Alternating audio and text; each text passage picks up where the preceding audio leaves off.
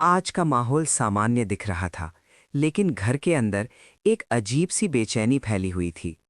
छोटी बच्ची अपने हाथ में खिलौना लिए बैठी थी और उसकी आंखों में एक ही सवाल घूम रहा था। मेरी मम्मा कहाँ हैं? वो बार बार इधर उधर देखती है, जैसे किसी अपने को ढूंढ रही हो, लेकिन जवाब देने वाला कोई नहीं था। तभी एक आदमी गंभीर आवाज में कहता है, मैं अपनी बेटी तभी वापस जाऊंगा जब आप मुझे उसकी माँ का पता बताएंगे। उसकी आवाज में गुस्सा भी था और दर्द भी, जैसे वो किसी बहुत बड़े धोखे से गुजर रहा हो। कमरे में बैठे लोग एक दूसरे को देखने लगते हैं, लेकिन कोई भी साफ जवाब नहीं देता। छोटी बच्ची मासूमियत से खिलौना पकड़कर कहती है, ये लो नैनो। थैंक यू मेरी गुड़िया। उसकी मासूम मुस्कान के पीछे एक अजीब सी कहानी छुपी थी। सामने खड़ी महिला हल्की मुस्कान के साथ जवाब देती है, वेलकम। लेकिन उस मुस्कान में सच्चाई कम और चिंता ज्यादा थी। घर के अंदर का माहौल धीरे धीरे भारी होता जा रहा था। दीवारों पर लगी घड़ी की टिक टिक भी जैसे किसी खतरे का इशारा कर रही थी। बाहर से सब सामान्य लग रहा था, लेकिन अंदर हर इंसान के मन में सवाल उठ रहे थे। फिर बच्ची धीरे से अपने पास बैठे लोगों की तरफ देखकर बोलती है, हम यहाँ रहते हैं और वहाँ पर मिस्टर सलूजा, उनकी दादी, उनकी मम्मा और स्टोन वाली दादी रहती हैं। उसकी बातें सुनकर सभी चुप हो जाते हैं। वो आगे कहती है, आपको पता है, वो स्टोन वाली दादी ना बहुत बैड हैं। उन्होंने मम्मा और मुझे बहुत परेशान किया। ये सुनकर कमरे में हलचल बढ़ जाती है। कोई भी नहीं समझ पा रहा कि बच्ची आखिर कहना क्या चाहती है, लेकिन उसकी बातें साफ इशारा कर रही थीं कि कुछ बहुत गलत हुआ है। बच्ची मासूमियत से आगे कहती है, पर अब मम्मा सबको बताएंगी कि वो बैड आंटी हैं। उसकी बातों में भरोसा था, लेकिन वहां मौजूद बड़े लोग जानते थे कि कहानी इतनी आसान नहीं है। तभी एक महिला घबराई हुई आवाज में बोलती है, एक मिनट, मुझे कॉल लेने दो, आप बैठो। लेकिन उसका फोन हाथ में कांप रहा था, जैसे वो किसी खतरे से बचने की कोशिश कर रही हो। दूसरी तरफ से सिर्फ खामोशी बढ़ रही थी। ओके मैम, कोई धीरे से जवाब देता है, लेकिन उस ओके के पीछे भी डर छुपा हुआ था। फिर एक आवाज आती है, आंटी, कुछ तो गड़बड़ है, मैंने मम्मा को शादी में देखा ही नहीं। ये बात सुनते ही माहौल अचानक बदल जाता है। सभी के चेहरे पर तनाव आ जाता है। बच्ची आगे पूछती है, और पापा ने हमें यहाँ, नानू को यहाँ क्यों भेजा? ये सवाल इतना सीधा था कि किसी के पास जवाब नहीं था। कमरे में बैठे लोग एक दूसरे की तरफ देखने लगे, जैसे हर कोई किसी राज को छुपा रहा हो। कोई धीरे से कहता है, कोई तो बात है, और दूसरा तुरंत सहमति में सिर हिलाता है, हाँ, तू सही कह रहा है, मुझे भी ऐसा ही लगता है। अब कहानी सिर्फ एक परिवार की नहीं रह गई थी। ये एक ऐसे रहस्य की शुरुआत थी जिसमें हर रिश्ता शक के घेरे में था। और सबसे बड़ा सवाल यही था, आखिर मम्मा कहाँ है और क्यों कोई भी सच बोलने को तैयार नहीं है। कमरे के बाहर हवा तेज हो गई थी, जैसे आने वाला सच खुद को रोक नहीं पा रहा हो। और अंदर बैठे लोग अब उस सच से बस एक कदम दूर थे, जो उनकी पूरी जिंदगी बदलने वाला था। आज का माहौल सामान्य दिख रहा था, लेकिन घर के अंदर एक अजीब सी बेचैनी फैली हुई थी। छोटी बच्ची अपने हाथ में खिलौना लिए बैठी थी और उसकी आंखों में एक ही सवाल घूम रहा था, मेरी मम्मा कहाँ हैं? वो बार बार इधर उधर देखती है, जैसे किसी अपने को ढूंढ रही हो, लेकिन जवाब देने वाला कोई नहीं था। तभी एक आदमी गंभीर आवाज में कहता है, मैं अपनी बेटी तभी वापस जाऊंगा जब आप मुझे उसकी माँ का पता बताएंगे। उसकी आवाज में गुस्सा भी था और दर्द भी, जैसे वो किसी बहुत बड़े धोखे से गुजर रहा हो। कमरे में बैठे लोग एक दूसरे को देखने लगते हैं, लेकिन कोई भी साफ जवाब नहीं देता। छोटी बच्ची मासूमियत से खिलौना पकड़कर कहती है, ये लो नैनो। थैंक यू मेरी गुड़िया। उसकी मासूम मुस्कान के पीछे एक अजीब सी कहानी छुपी थी। सामने खड़ी महिला हल्की मुस्कान के साथ जवाब देती है, वेलकम। लेकिन उस मुस्कान में सच्चाई कम और चिंता ज्यादा थी। घर के अंदर का माहौल धीरे धीरे भारी होता जा रहा था। दीवारों पर लगी घड़ी की टिक टिक भी जैसे किसी खतरे का इशारा कर रही थी। बाहर से सब सामान्य लग रहा था, लेकिन अंदर हर इंसान के मन में सवाल उठ रहे थे। फिर बच्ची धीरे से अपने पास बैठे लोगों की तरफ देखकर बोलती है, हम यहाँ रहते हैं और वहाँ पर मिस्टर सलूजा, उनकी दादी, उनकी मम्मा और स्टोन वाली दादी रहती हैं। उसकी बातें सुनकर सभी चुप हो जाते हैं। वो आगे कहती है, आपको पता है, वो स्टोन वाली दादी ना बहुत डैड है। उन्होंने मम्मा और मुझे बहुत परेशान किया।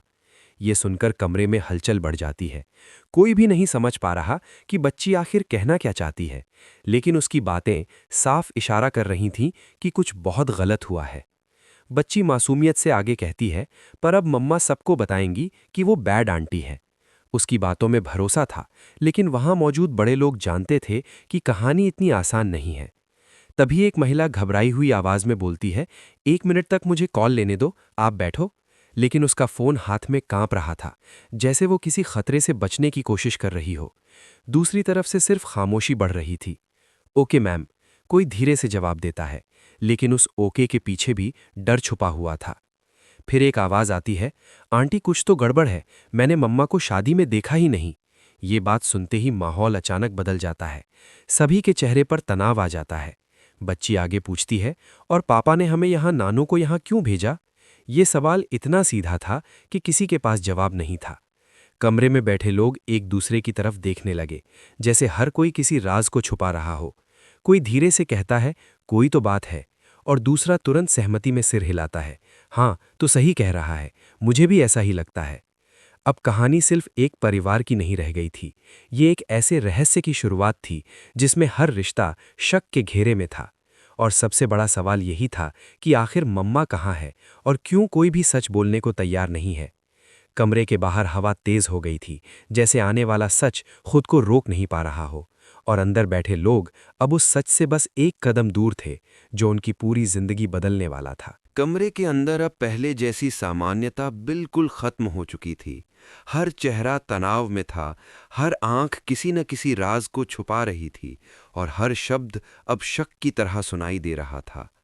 छोटी बच्ची अब भी अपने खिलौने के साथ बैठी थी, लेकिन उसकी मासूमियत के पीछे अब एक ऐसा सवाल खड़ा हो चुका था जिसका जवाब किसी के पास नहीं था। मम्मा आखिर हैं कहाँ? वहीं दूसरी तरफ वो आदमी जिसकी आवाज पहले गुस्से में थी, अब अंदर ही अंदर टूटता हुआ नजर आ रहा था। उसने फिर से वही बात दोहराई, मैं अपनी बेटी को तभी लेकर जाऊंगा जब आप लोग मुझे सच बताएंगे। उसकी माँ कहाँ है? उसकी आंखों में अब गुस्सा कम और दर्द ज्यादा था, जैसे उसे यकीन हो गया हो कि उसके साथ कुछ बहुत बड़ा धोखा हुआ है। कमरे में बैठी महिला ने फोन को कसकर पकड़ रखा था, जैसे उसे डर हो कि अगर उसने फोन छोड़ा तो कोई सच बाहर आ जाएगा। वो बार बार इधर उधर देख रही थी और उसकी सांसें तेज हो रही थीं। वो खुद को सामान्य दिखाने की कोशिश कर रही थी, लेकिन उसकी घबराहट साफ दिखाई दे रही थी।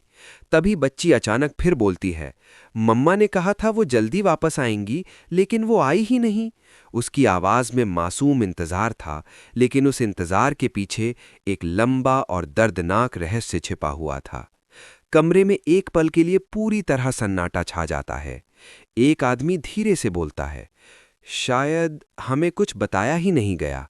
लेकिन उसकी बात पूरी होने से पहले ही दूसरी आवाज उसे रोक देती है, इतना आसान नहीं है, कोई तो है जो सब छुपा रहा है। अब शक सीधे रिश्तों पर आने लगा था। बच्ची फिर अचानक पूछती है, पापा ने हमें यहाँ नानू के पास क्यों भेजा और मम्मा हमारे साथ क्यों नहीं है? ये सवाल इतना सीधा था कि हर कोई एक दूसरे का चेहरा देखने लगा, लेकिन कोई जवाब नहीं दे पाया। अब कहानी में एक नया मोड़ आने लगा था। जिस स्टोन वाली दादी का जिक्र बार बार हो रहा था, उसका नाम सुनते ही एक अजीब सा डर कमरे में फैल जाता था। किसी को उसका नाम लेना भी भारी लग रहा था, जैसे वो कोई इंसान नहीं बल्कि एक साया हो जो हर सच को दबा देता है। महिला धीरे से बोलती है, वो बहुत खतरनाक है, उसने पहले भी। लेकिन वो अपनी बात पूरी नहीं कर पाती, क्योंकि उसे लगता है कि कोई उसे सुन रहा है। वो अचानक चुप हो जाती है और फोन को और कसकर पकड़ लेती है। बच्ची अपनी नन्ही आंखों से सबको देखती है और कहती है, मम्मा ने कहा था वो बैड आंटी सबको बताएंगी सच, कि कौन अच्छा है और कौन बुरा। उसकी बात सुनकर कमरे में मौजूद लोगों के चेहरे और भी गंभीर हो जाते हैं, क्योंकि ये सिर्फ एक बच्ची की बात नहीं लग रही थी, ये किसी छुपे हुए प्लान का हिस्सा भी हो सकता था।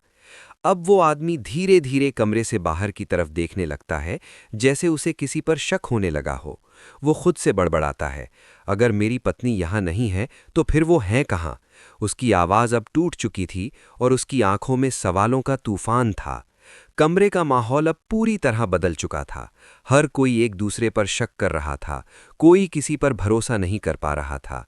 रिश्ते टूटने की कगार पर थे और सच हर सेकंड और ज्यादा भारी होता जा रहा था। तभी अचानक बाहर से एक हल्की सी आवाज आती है, जैसे किसी ने दरवाजे के पास कदम रखा हो। सभी एकदम चुप हो जाते हैं। बच्ची भी अचानक शांत हो जाती है और दरवाजे की तरफ देखने लगती है। उस एक पल में ऐसा लगता है जैसे सच अब दरवाजे पर खड़ा है और बस अंदर आने ही वाला है। लेकिन किसी को नहीं पता कि उस सच के अंदर क्या छुपा है, एक जवाब या फिर एक और बड़ा झटका। कमरे के बाहर से आई हल्की सी आहट ने जैसे सबकी सांसें रोक दी थीं। हर कोई एकदम स्थिर हो गया था, मानो समय भी उसी पल में थम गया हो। छोटी बच्ची अब भी दरवाजे की तरफ देख रही थी। उसकी आंखों में डर नहीं था, बल्कि एक अजीब सी उम्मीद थी, जैसे उसे लग रहा हो कि शायद अब उसकी मम्मा सच में आ गई हों। लेकिन अंदर बैठे बड़े लोग जानते थे कि ये उम्मीद भी खतरनाक साबित हो सकती है।